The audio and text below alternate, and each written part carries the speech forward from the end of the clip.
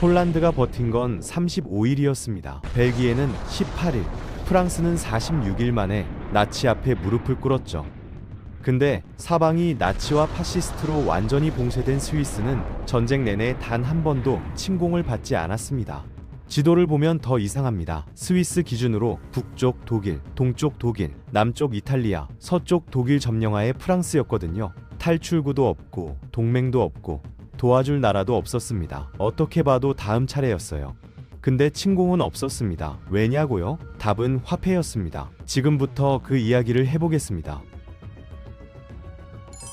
나치가 유럽을 집어삼키던 속도는 말 그대로 충격적이었습니다. 1939년 9월 폴란드를 시작으로 덴마크는 하루 만에, 노르웨이는 2달, 네덜란드는 5일, 벨기에는 18일 만에 무너졌거든요. 1940년 6월 프랑스가 항복하는 순간 스위스는 완전히 포위 완료됩니다.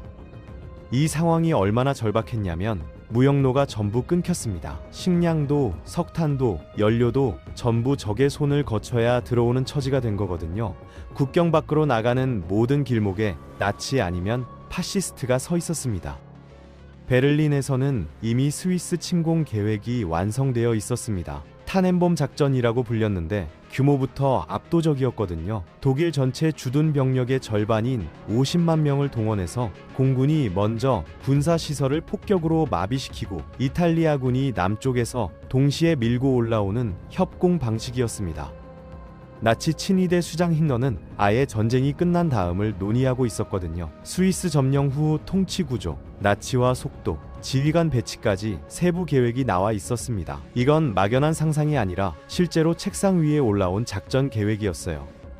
그럼 왜 실행을 안 했느냐? 여기서 첫 번째 이유가 등장합니다. 지형입니다. 알프스를 직접 가본 사람은 알 거예요. 거기서 전쟁을 하겠다는 게 얼마나 무모한 발상인지를요. 해발 4,000m에서 4,500m짜리 산맥이 국토의 60%를 덮고 있었거든요.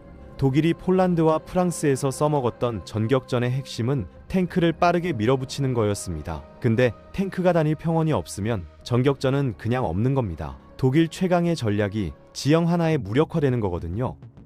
스위스군 총사령관 기장 장군은 이 지형을 방어의 핵심으로 삼았습니다. 전략 이름은 레드위 아렐드, 전략적 후퇴였거든요. 논리는 단순했습니다. 북부 평야는 어차피 못 지킨다. 그럼 처음부터 버린다. 대신 알프스 깊숙이 들어가서 거기서 싸운다. 독일 입장에서 이게 왜 무서운 시나리오냐면 평야를 점령해도 전쟁이 끝나는 게 아니기 때문이거든요. 그때부터 산속에서 끝없는 게릴라전이 시작됩니다. 끝이 안 보이는 소모전에 병력이 묶이는 거예요. 알프스 곳곳에는 밖에서 알아볼 수 없는 방어시설들이 박혀 있었습니다. 민가처럼 생긴 건물 안에 포병 벙커가 숨어 있었고 산속 깊이 파놓은 지하 요새에는 수개월치 물자가 쌓여 있었거든요. 핵심 다리와 터널마다 폭발물이 연결되어 있어서 독일군이 진입하는 순간 직접 날려버릴 준비가 되어 있었습니다. 이 시설들은 전쟁 후 수십 년이 지나서야 기밀 해제가 됩니다. 스위스 국민들조차 자기 나라 안에 이런 요새가 있는지 몰랐을 정도였거든요. 군사력도 무시할 수 있는 수준이 아니었습니다. 스위스는 1930년대에 다른 유럽 국가들이 국방비를 줄이는 동안 군사 예산을 꾸준히 유지했거든요. 병사들이 쓰던 K-31 소총은 성능면에서 독일군 소총보다 뛰어났고 모든 비장의 남성이 군사 훈련을 받고 집에 무기를 보관하는 민병대도 덕분에 전시 동원 속도가 어느 나라보다 빨랐습니다.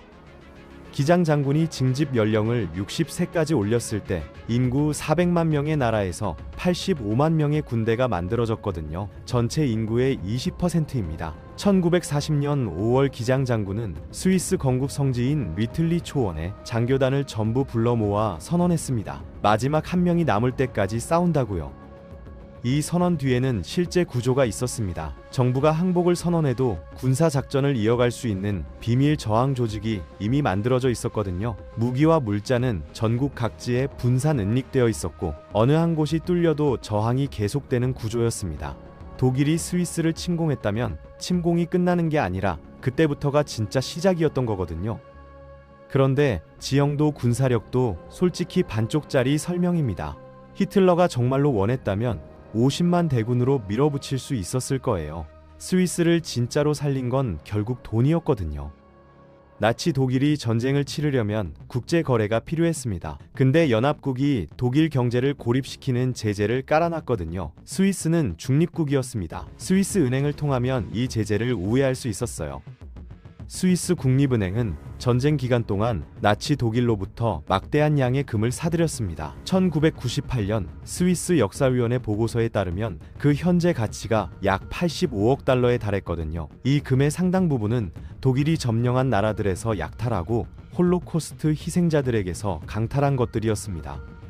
스위스 은행들은 이 더러운 금을 깨끗한 돈으로 바꿔줬습니다. 약탈 귀중품을 스위스 프랑이나 달러로 환전해주고 국제시장에서 거래될 수 있게 만들어준 거거든요. 고위 나치 관리들은 독일이 전쟁에서 질 때를 대비해 스위스의 비밀 계좌를 개설해뒀습니다. 비상 탈출 금고였던 거예요.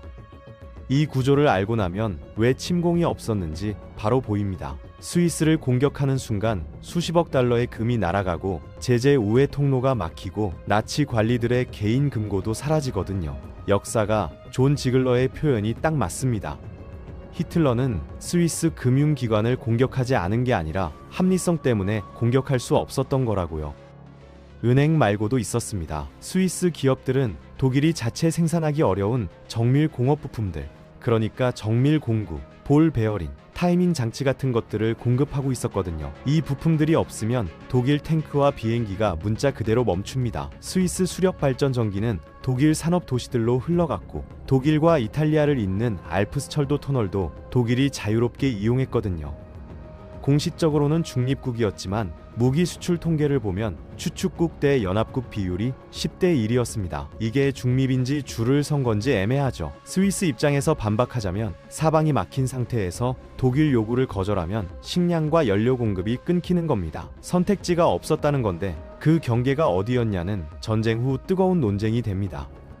히틀러의 전략적 우선순위도 스위스를 살렸습니다. 1940년엔 영국이 목표였고 1941년엔 소련 침공이 기다리고 있었거든요. 이미 경제적으로 협력하고 있는 나라에 50만 명을 낭비할 이유가 없었던 겁니다. 1943년 스탈린그라드에서 독일이 괴멸적 패배를 당한 뒤로는 새 영토 침공이라는 선택지 자체가 사라졌거든요. 스위스는 그 틈새에서 살아남은 겁니다.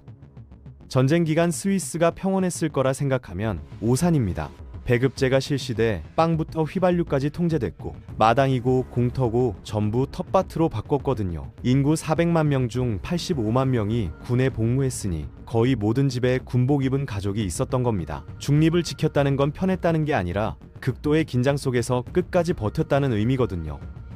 전쟁이 끝난 뒤 스위스는 따가운 시선을 받았습니다. 나치 약탈 금을 사들이고 유대인 난민 수천 명의 입국을 거부하고 독일 전쟁 수행에 이익이 되는 무역을 했다는 비판이었거든요. 1990년대 스위스 은행들은 홀로코스트 생존자들과 12억 5천만 달러 합의를 체결했고 전시 행태를 전면 재조사하는 베르지에 위원회가 꾸려졌습니다.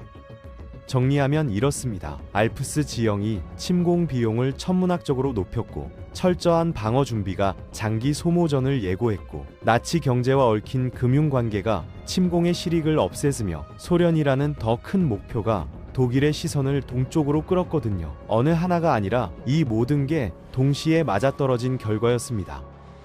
역사가 남긴 가장 불편한 교훈은 이겁니다. 스위스를 지킨 건 도덕성이 아니었습니다. 적에게 유용했기 때문에 살아남은 거거든요. 가장 영리한 생존이었는지, 가장 부끄러운 타협이었는지 그 판단은 각자의 몫입니다.